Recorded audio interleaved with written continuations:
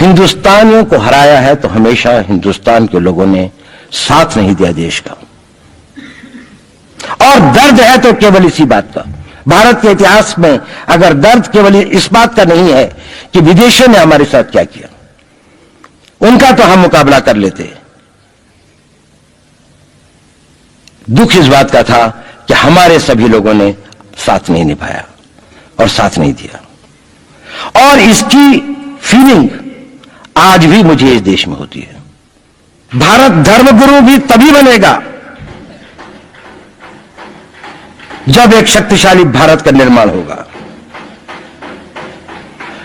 जिन लोगों ने भारत के ऊपर आक्रमण किया, भारत के ऊपर राज किया, इस प्रकार से राज किया कि राज करते वक्त, जाते वक्त अपने गुलामों से कह दिया कि तुम राज कर लो, हम तो जा रहे हैं। लोग आते हैं तो सुप्रीम कोर्ट भी ये वो करता है कि जिन लोगों ने जो इसके लिए जिम्मेदार हैं, उन्होंने जो काम किया है वो भारत के ऊपर आक्रमण के बराबर काम किया है। और वही सरकार उस सुप्रीम कोर्ट के 25 जुलाई 2005 के निर्णय के 3 दिन के अंदर में एक नया अध्यादेश जारी करके उन सारे के सारे कानूनों को फॉरेनर्स एक्ट के अंदर में इनकॉर्पोरेट कर लेती है, क्योंकि इतिहास दुनिया की सबसे बड़ी अदालत है। इससे बड़ी अदालत कोई नहीं है। सुप्रीम कोर्ट में क्या हुआ, हाई कोर्ट में क्या हुआ, लड़ाई के मैदान में क्या हुआ, इलेक्शंस में क्या हुआ, ये सब बातें आती हैं, चली जाती हैं, बाद में रह जाता है केवल इतिहास। और इतिहास का निर्णय हमेशा उसके पक्ष में गया है जो शक्तिशाली था। इसने कभी उसका साथ नहीं दिया जो न्याय के साथ था, जो सही था। अगर ऐसा होता तो दिल्ली में बाबर रोड होती है, बाबर रोड है लेकिन राणा सांगा रोड नहीं है, क्योंकि बाबर आया, विजयी हुआ, राणा सांगा हार गया। भारत की हिंदूशाही किंगडम अफगानिस्तान से होती सिकुड़ती सिकुड़ती सिकुड़ती यहां तक नहीं आ जाती।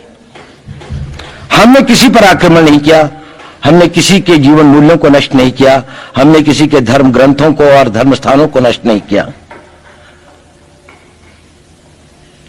शायद हम न्याय संगत थे, शायद सत्य भी हमारे पक्ष में था, लेकिन शक्ति हमारे साथ नहीं थी। इसलिए इतिहास ने हमें उसकी सजा दी। इतिहास ने हमेशा उनको सजा दी जिन्होंने विचारों को कर्म से और न्याय को शक्ति से अधिक महत्व दिया। अब मैं ये नहीं कह रहा हूं कि उसको उसकी तिलांजलि कर देनी चाहिए, ये नहीं है कि न्याय का अपना महत्व नहीं है, लेकिन यदि कॉन्फ्लिक्ट ऑफ इंटरेस्ट हो तो शक्तिशाली बनना ज्यादा आवश्यक है। भारत धर्मगुरु भी तभी बनेगा जब एक शक्तिशाली भारत का निर्माण होगा। जिन लोगों ने भारत के ऊपर आक्रमण किया, भारत के ऊपर राज किया, इस प्रकार से राज किया कि राज करते वक्त, जाते वक्त अपने गुलामों से कह दिया कि तुम राज कर लो, हम तो जा रहे हैं, तो यहां पर गुलाम वंश भी बन गया। अगर हम लड़ाई के वॉरफेयर के उसूलों से देखें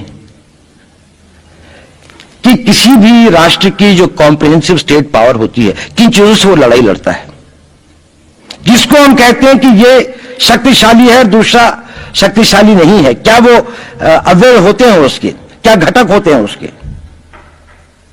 तो भारत के पास जनशक्ति, धन शक्ति, ज्ञान की शक्ति, टेक्नोलॉजी की शक्ति, और जिन लोगों ने आक्रमण किया उनकी शक्ति को अगर हम ये देखें तो शायद 1 और 1000 का अनुपात भी नहीं होता।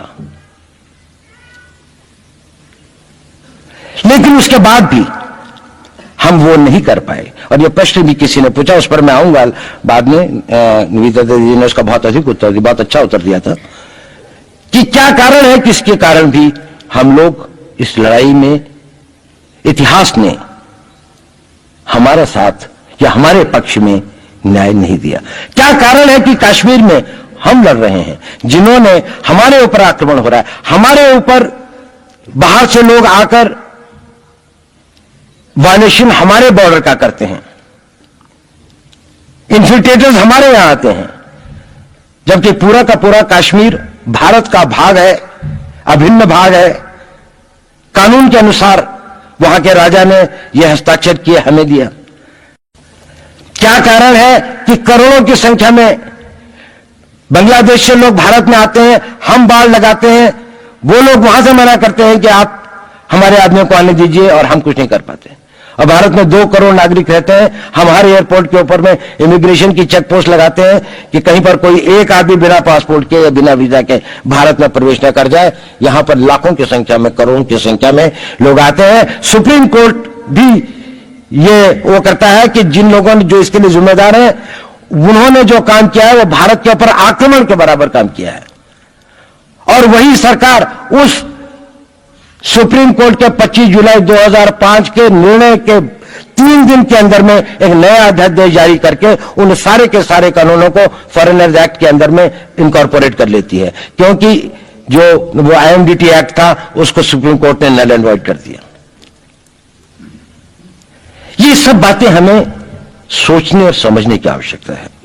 एक कारण, मैं ज्यादा चीजों में नहीं जाना चाहता, इतना समय भी नहीं होगा, कि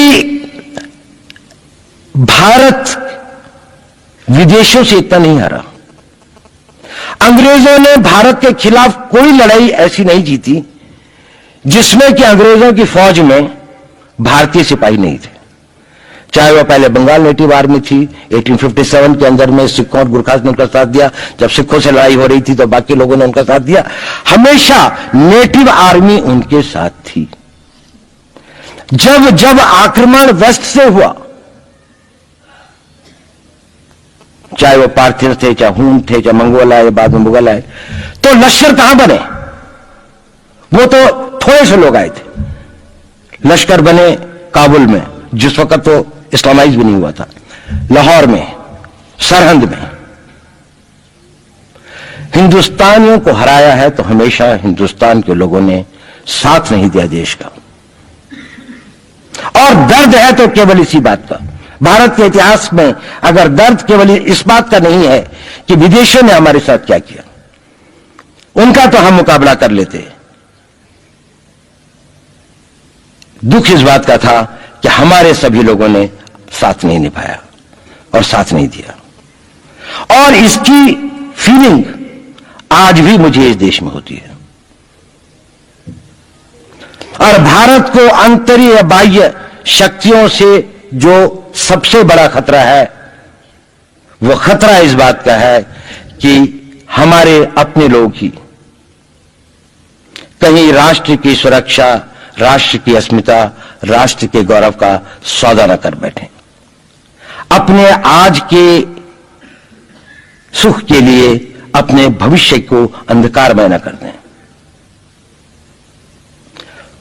और इसके लिए जो जागरूकता चाहिए, इसके लिए जो ताकत पैदा करनी है, वो ताकत केवल समाज के अंदर भी पैदा की जा सकती है। उसको केवल आप लोग कर सकते हैं। वो केवल आज की युवा शक्ति ही कर सकती है।